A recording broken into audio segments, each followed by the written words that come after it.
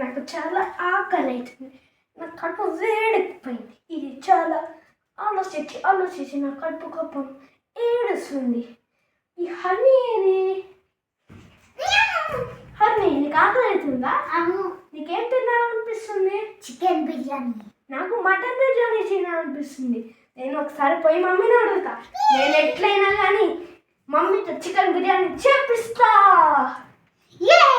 అని మంచి చేపిస్తా, నేను కడుపు నిండా తింటా. ఏంటి సార్? పాలకూర మంచిది.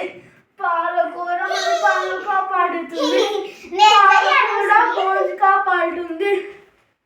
దీనికని పడతాయి కదా. పాలకూర మంచిది, హెల్త్కి మంచిగా ఉంటుంది, బోన్స్ మంచిగా ఉంటాయి. పాలకూరనే తినాలి. రాహర్ని కూర్చొని మన వల్ల కాదు.